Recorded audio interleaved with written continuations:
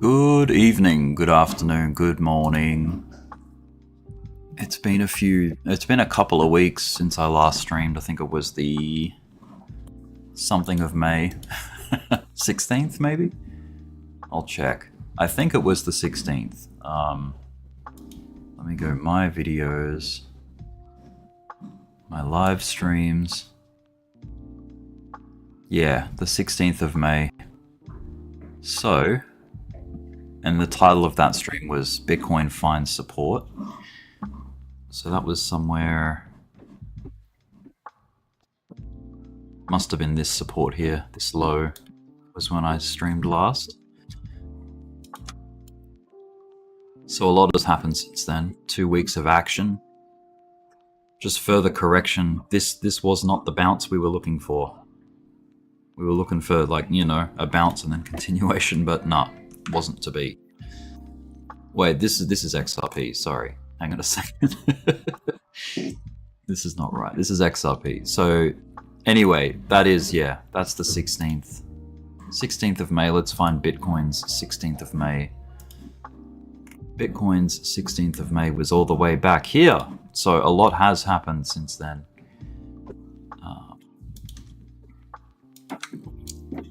Now, the title of the last stream, Found Support, was probably referring to that as the kind of double bottom, if you will. The W. And then, yeah, we had squeezed up into a bullish triangle or a wedge, whatever you want to call it, and broke out. There was a lot of volatility, of course, on the breakout. We had a false, well, you could still trade that move, but it came straight back into the triangle, had another breakout attempt, taller, and then more savage correction, falling through what was the triangle, and then finally moving up after that. So that was very difficult to figure out what was going on there. But just, you call that whipsawing. That is a very good example of a whipsaw. It's like what we're used to seeing with the Fed days, you know, Federal Reserve, CPI, things like that. So right now, there was this descending triangle idea that I was tracking. The top side is still intact, so that's this. That trend line's still in play. And then you had this bottom trend line here, which was holding support at one point, but has since kind of slid down. Let me just turn the music down a touch. Actually, it's just in my ear, that's all. All right. So we've broken down. So that descending triangle is now looking more like it's either becoming a falling wedge or a flag. So falling wedge because the parallel isn't quite parallel. But if we just extend it, if this is to drop a little lower, that's when you start maybe getting more parallel with the top line and it becomes a flag. Sorry, one second.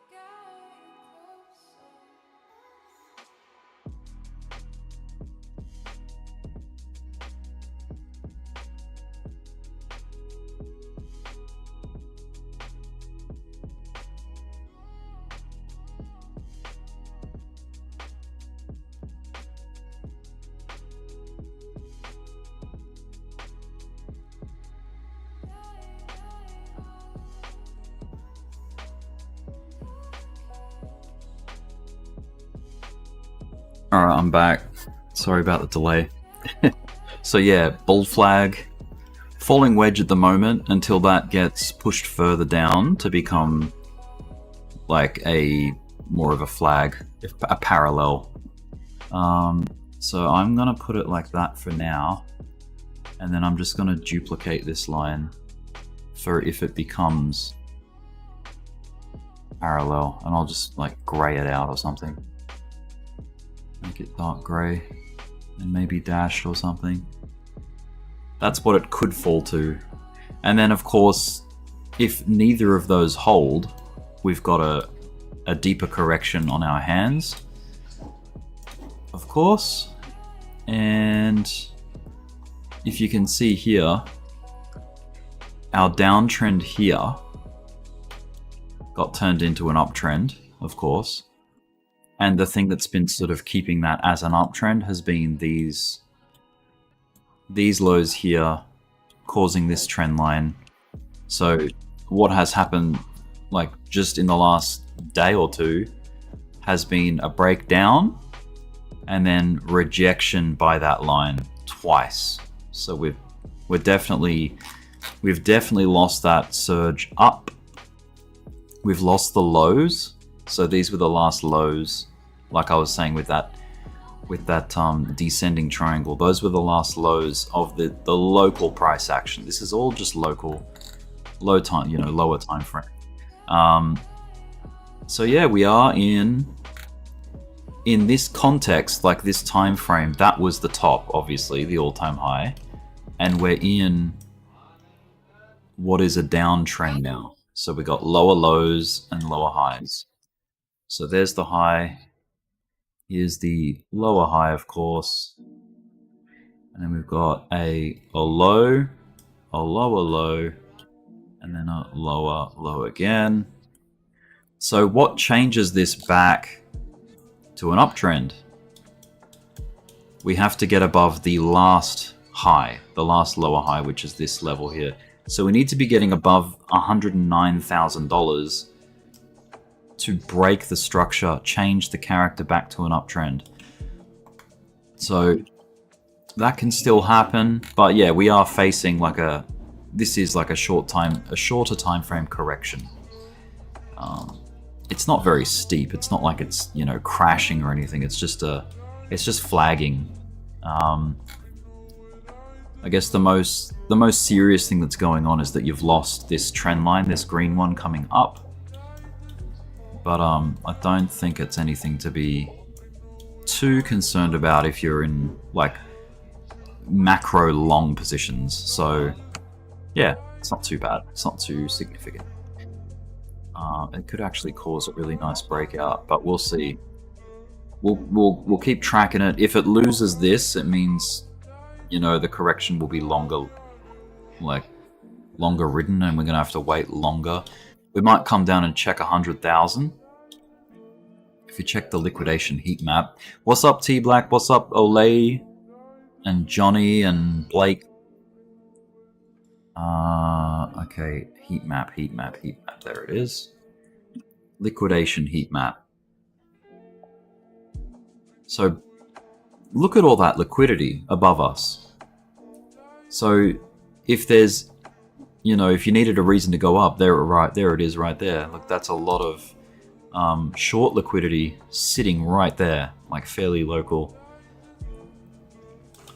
If we jump on the 2-week view, there's probably, yeah, we're dealing with what was the long, like the really violent or the really kind of bright areas of long liquidity. So we're pretty much halfway done with that, probably 2/3 done. There's a little bit more of a push. So yeah, I could see a push down to take care of all that. And that, if it went down to 104K at the worst, but, even just 104,500 would capture the rest of that kind of bright liquidity right there of the longs. So a bottom could be found pretty soon, and that sort of lines up with where's 104,500? 104,500 would be like you know, a break.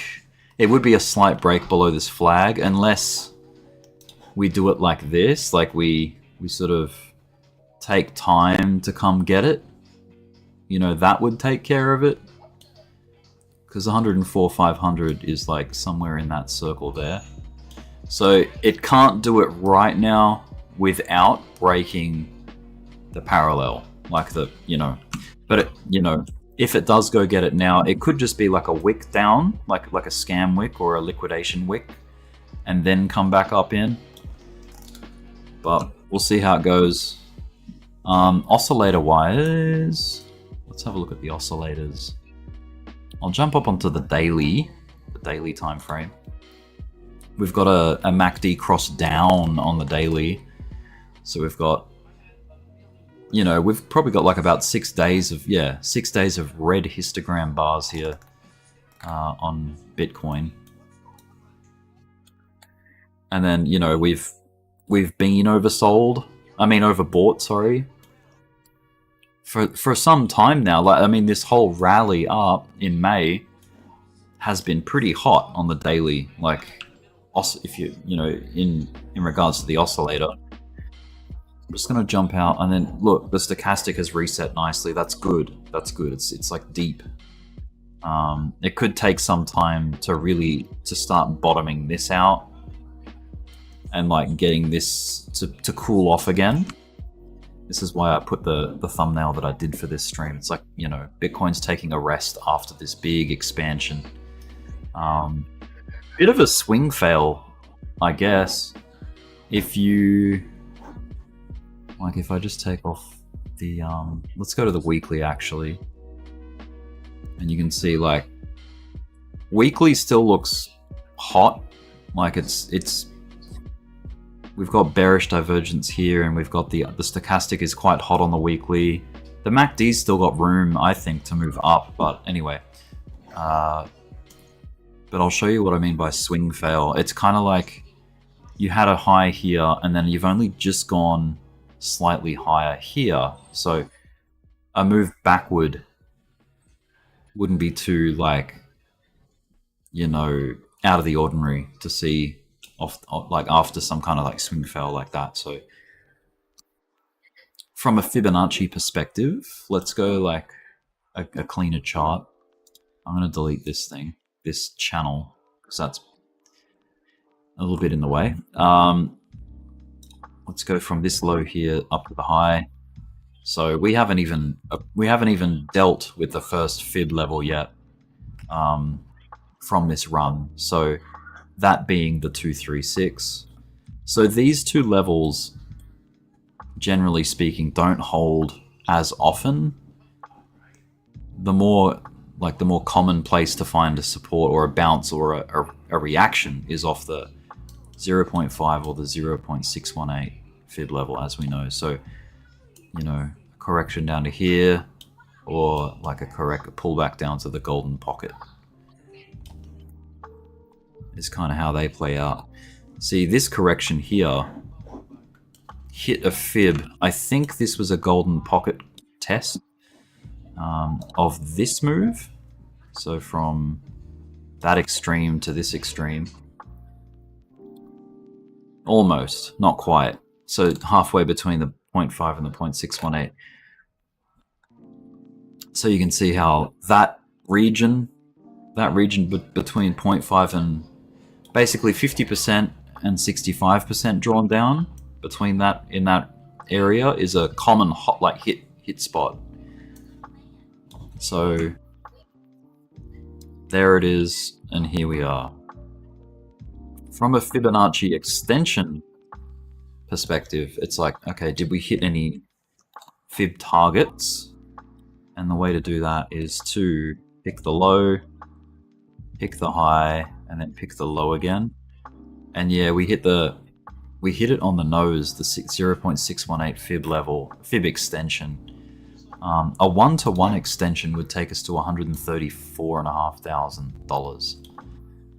That is like the same, basically the same distance of move that happened after like the election pump, basically. So if you take that and you duplicate it to the launch point of the low, yeah, you get 1-to-1. That's all that means, really. Like, it's just an equal height here to here, and then all the way up to here. Or a Harry Potter lightning bolt, if you will. There to there. Okay, 1 second. I'll be right back. I'm just looking after a little guy, my nephew.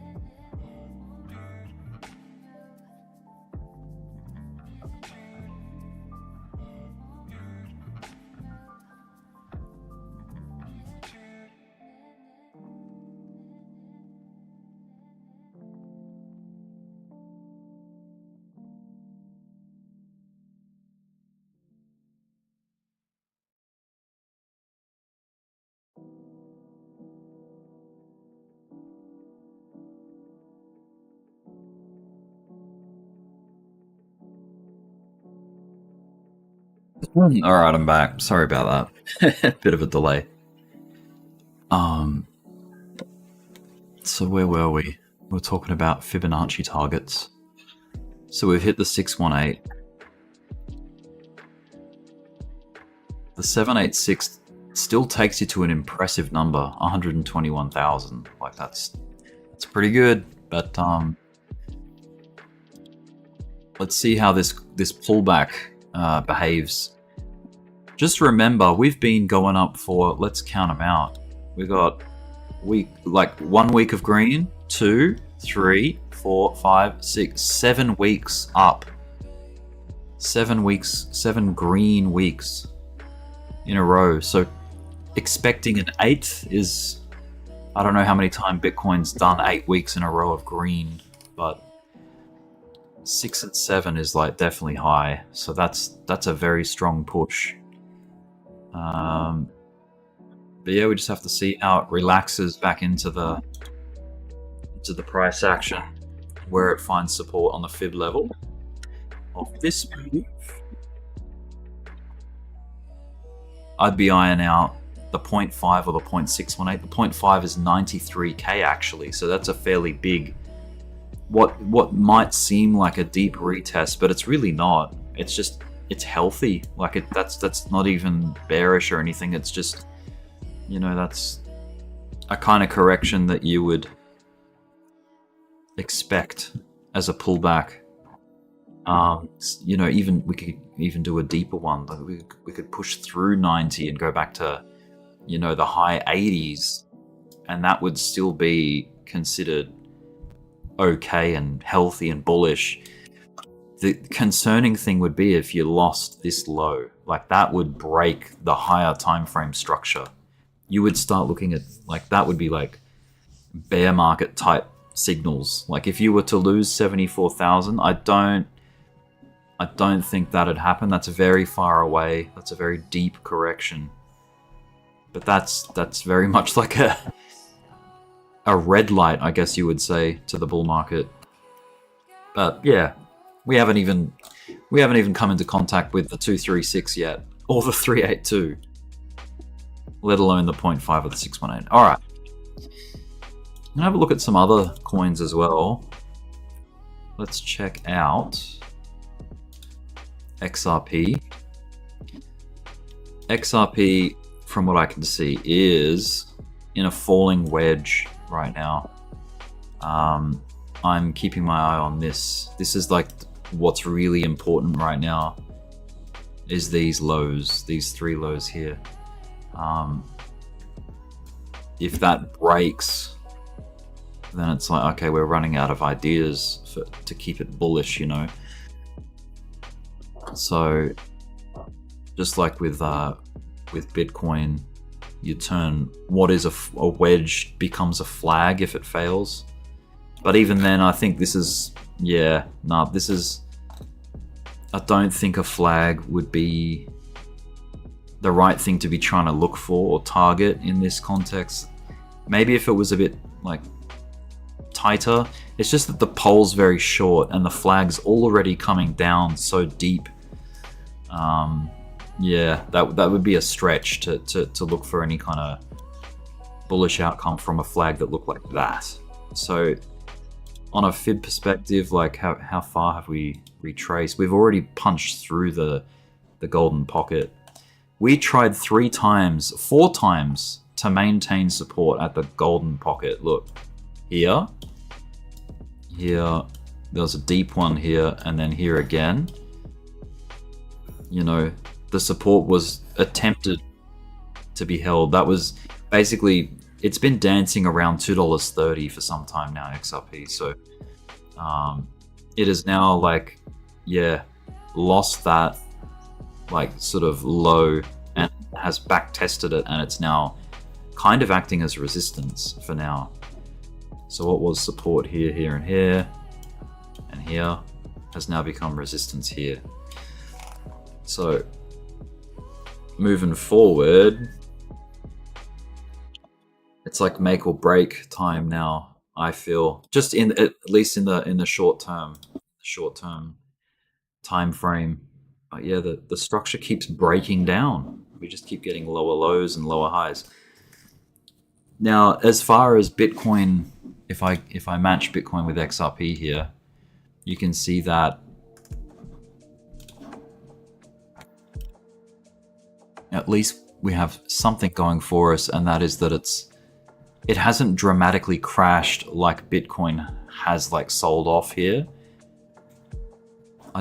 It's not really reflected because I think XRP really didn't go anywhere while Bitcoin was climbing up that ladder, like that green ladder there.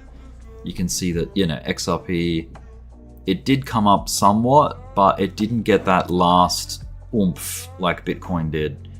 So Bitcoin falling off that last push hasn't really translated that badly to XRP because it wasn't really that high up to begin with. That's the way I see it. But yeah, we'll see how this day pans out that's coming up.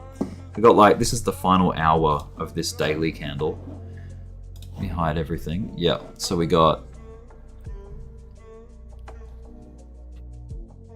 so much room below us, like on Bitcoin, to correct to. So don't be too surprised if it if it loses that 100k level, it's not the end of the world if it does.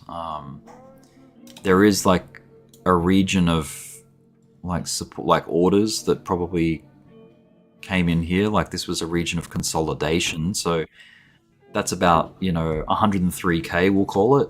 So in that ballpark, so anywhere from 102 to 105, I think could be a pretty like fair chance of a bounce. But 100k psychological level, this cluster here of orders, that could also provide a level of support that's like around 95-ish, give or take a couple of thousand, around 95.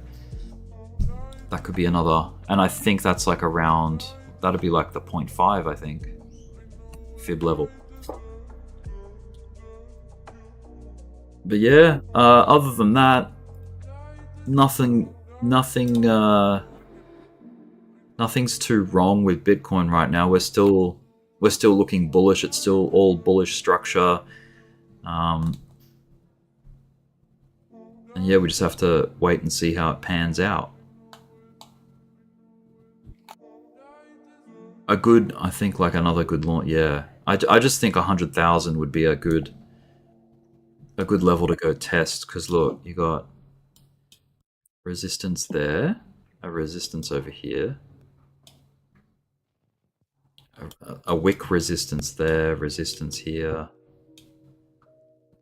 and then it kind of found support off it over here. Didn't quite punch down all the way to 100, but you've got support there. So coming to back test it after a big rally, I think would be pretty awesome and healthy to establish a support there. It might even get front run, and you'll get buys coming in before it even hits 100.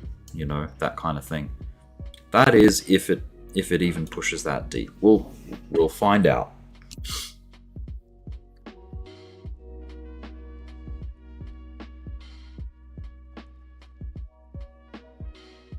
Let's check out the 8-panel view. Let's go to the daily. So Ethereum has been really strong. Same with Tron, really. Like all of April and May for Tron has been growth. Especially Ethereum. Ethereum has done very well, but that's kind of a reflection of how savage it's sold off. Like since December, it's December high. It's had like a nice recovery bounce there. Still a lot of work to do, but it's looking really good. It's strong. I think a few streams ago we were talking about how Dogecoin and Ethereum look like the best value buys. If we go on the weekly time frame, just reset everything so it's all even.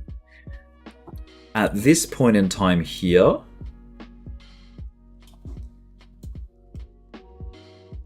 you can see Doge and Ethereum were still low, while some of the other alts were already taking off. So they weren't, the same opportunity that Ethereum and Doge us. So they were, and in hindsight, they were the plays to make. And they, those positions could still be good too. So we'll see how it goes.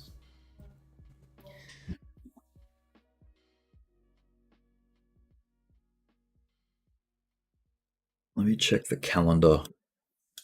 Forex factory calendar. This month we've got, it's the last thing we got. Okay, the GDP came in a little less savage than the first reading. So it's still negative, but it's an improvement off the last reading. So remember, there's advanced, preliminary, then final. So this is just the middle reading that we get, and this is still reporting on the Q1 GDP result. So it's very close to zero, which is just neutral. We want positive GDP, so we want anything above 0%. because 2 consecutive quarters of negative GDP is technically a recession, and we want to try and avoid that. So next month being June, the 6th month of the year, what have we got coming up? We got, as usual, CPI falls somewhere in the middle of the month, roughly. So on the 11th of June, on a Wednesday, we've got CPI, and then not too long after that, we get a funds rate on the 19th of June. So we'll see if there's another pause. We don't we really want cuts to come in. I think the market would really like rate cuts, but this CPI report will be important to see if inflation is staying low or whether we've bounced back up.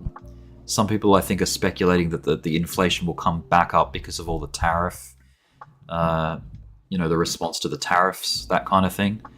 But if I just get a line here, yeah, you can see we have progressed closer to that 2% target that the Fed is looking for. So 2% is like almost where that black line is, that black bar at the bottom. Getting so close. It's interesting how rapid this section of the progress was, but then as soon as you get near the target, it's like it just can't get there. Like this is like more than a year's worth of information. This is July 2023. This is like at the middle of 2023. That's like a year and a half ago, or 2 years ago. So for 2 years we've been, stuck between, what's that, like 4 and 2. Very frustrating, to say the least. But we'll get there. We will get there, I think. What's up, Johnny Sevenfold?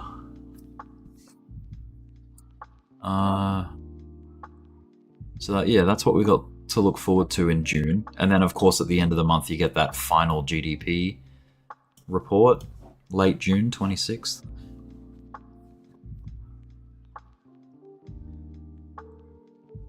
What else do we have going? The S&P 500. That pre-market, that post-market and pre-market was... So post-market from yesterday's session was really bullish, and then we had this huge... The whole thing was given back in pre-market of today's session. And then today's session was kind of just sideways. Like, finding a low. There is a gap. There is this fat gap here on the S&P that maybe we go fill tomorrow. I don't know. We'll see. We'll find out. But this is probably a big part of the reason why Bitcoin pulled back. Is because of this stock market pullback, I would say. See, you can see it started pulling back on this hour, which is roughly around here, right? Around there. And then it drew down, and then Bitcoin also drew down. So it's all just, it's copying the stock market sentiment at the moment. So you know how there's like a correlation and then a decorrelation? Or I guess they call it a pegging, like it's pegged to the stock market. And then you'll find phases where it's depegged, so it's doing its own thing. But yeah, at the moment it seems pretty correlated. What day of the week is it? So at least in Australia, it is Friday morning. So you guys just had your Thursday session in the US, the stock market. And we just need that Friday activity to see how the weekend's gonna settle down and what Bitcoin will do over the weekend. Hopefully it's gonna, I don't know, maybe the Friday is the savage day of the correction on Bitcoin down to 100 or something like that. I don't know. We'll see. Total speculation, not financial advice. Anyway, good to touch base again. It's been like 2 weeks since my last stream. You can tell I'm pretty rusty. and full of distractions. But yeah, we'll always be looking at the markets and keeping an eye on my own positions, that kind of thing. But until the next stream, thanks for tuning in. I'll try and stream sooner, especially if something important happens. But other than that, take care, and I'll see you on the next one. All right. Rusty Rick, exactly.